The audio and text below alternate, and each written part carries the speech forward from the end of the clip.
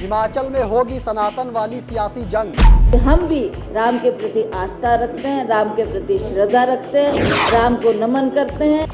98% हिंदू किसकी सत्ता करेंगे भंग।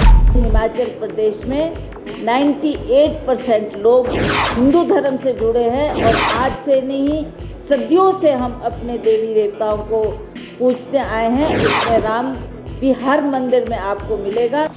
4 सीटों से 400 पार का मोदी को मिलेगा गिफ्ट।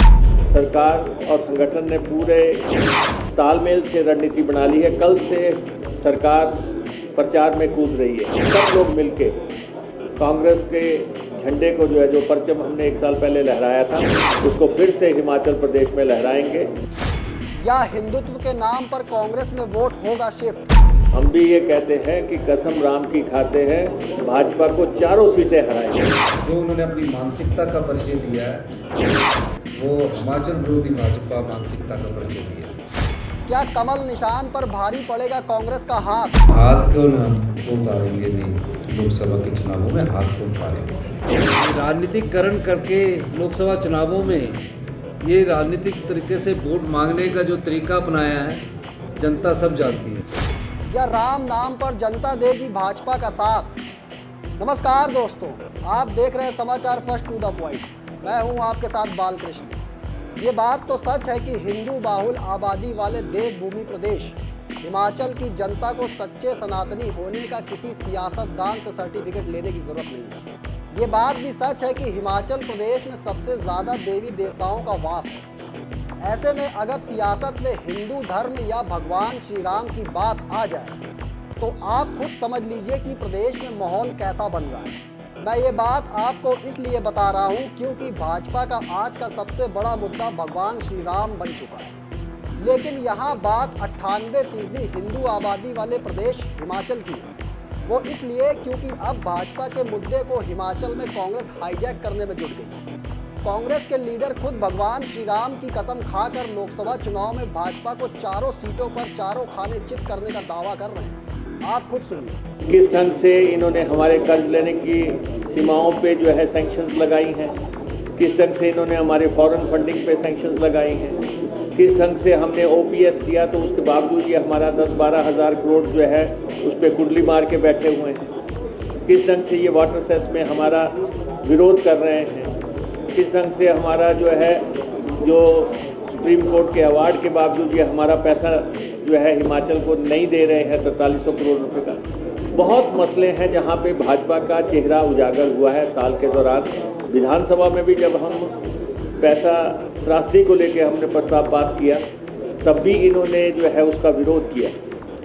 तो ये भारतीय जनता पार्टी का असली चेहरा जनता के दरबार में रखा जाएगा और सब लोग मिलके कांग्रेस के झंडे को जो परचम हमने 1 साल पहले लहराया था उसको फिर से हिमाचल प्रदेश में लहराएंगे।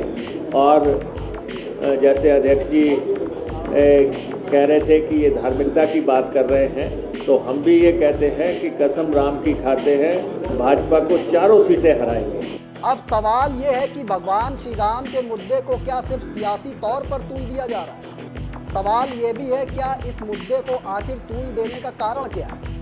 क्या भाजपा इस बार भी मोदी मैजिक के भरोसे है। क्या कांग्रेस पार्टी अपनी गारंटियों और 1 साल के कामकाज से जनता को संतुष्ट कर पाई है।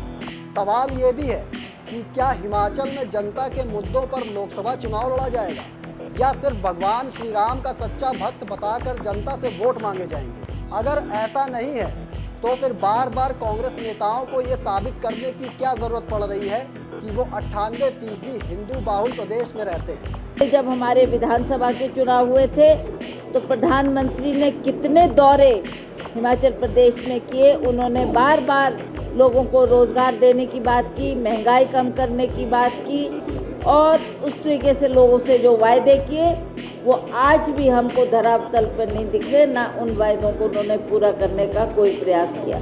उन्होंने बात की थी कि हम विदेश से धन लाएंगे और हर खाते में 15 लाख जमा करेंगे। आज ना वो 15 लाख की बात करते, ना वो महंगाई कम करने की बात करते, ना वो युवाओं को 2 करोड़ युवाओं को पूरे भारतवर्ष में रोजगार देने की बात प्रधानमंत्री करते थे। हिमाचल को अपना प्रदेश, अपना घर बोलते थे। पर हमें अफसोस है कि प्रधानमंत्री जी ने हमारे साथ एक बहुत बड़ा खिलवाड़ किया है और जिस तरीके से आज वो राम के मुद्दे को लेकर आज जगह जगह जाकर एक जो संदेश देने का प्रयास करते हैं, पर हम जानते हैं हिमाचल प्रदेश में 98% लोग हिंदू धर्म से जुड़े हैं और आज से नहीं सदियों से हम अपने देवी देवताओं को पूजते आए हैं। उसमें राम भी हर मंदिर में आपको मिलेगा और इसको लेकर आज ये इतना बड़ा बवाल खड़ा कर रहे हैं। तो आज हम भी ये कहना चाहते हैं उनको कि हम भी राम के प्रति आस्था रखते हैं, राम के प्रति श्रद्धा रखते हैं, राम को नमन करते हैं और जब भी हमको मौका मिलेगा हम भी अयोध्या जाकर हम राम जी के चरणों में अवश्य नमन करने जाएंगे। भले ही कांग्रेस हाईकमान ने राम मंदिर प्राण प्रतिष्ठा से किनारा कर दिया हो, लेकिन हिमाचल में कांग्रेस पार्टी के रुख से तो ऐसा ही लगता है कि लोकसभा चुनाव में वो जनता के बीच हर वो मुद्दा उठाएंगे जो पिछले 1 साल में भाजपा के खिलाफ गया हो, क्योंकि मुख्यमंत्री ठाकुर सुखविंदर सिंह सुक्खू ने ये साफ कर दिया है कि उनकी सरकार और उनकी पार्टी हिमाचल भाजपा की कार्यशैली को जन जन तक पहुंचाने का काम करेगी।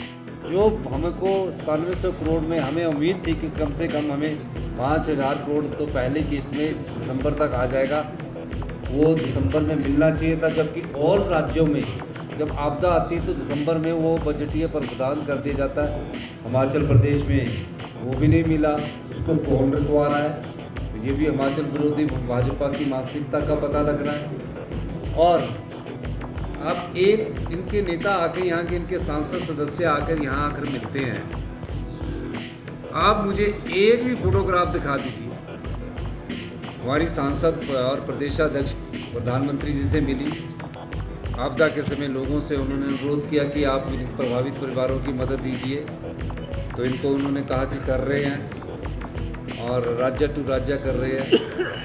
आप एक भी सांसद बता दीजिए तीनों सांसदों में से, चाहे वो शिमला का है, चाहे वो हमीरपुर का है, चाहे वो कांगड़ा का है, कि कम से कम जो इसी के साथ तीनों सांसद इकट्ठे होकर जाते और गृह मंत्री अमित शाह जी से अनुरोध करते कि आपदा प्रभावित परिवारों को कुछ राहत तो दी जाए।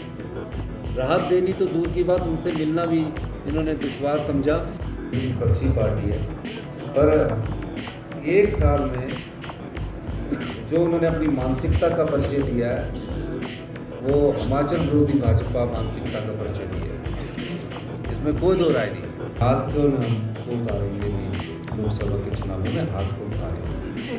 जाहिर है हिमाचल भाजपा लोकसभा चुनाव में मोदी के नाम पर ही लड़ेगी, साथ ही सबसे बड़ा मुद्दा भगवान श्री राम मंदिर का ही होगा।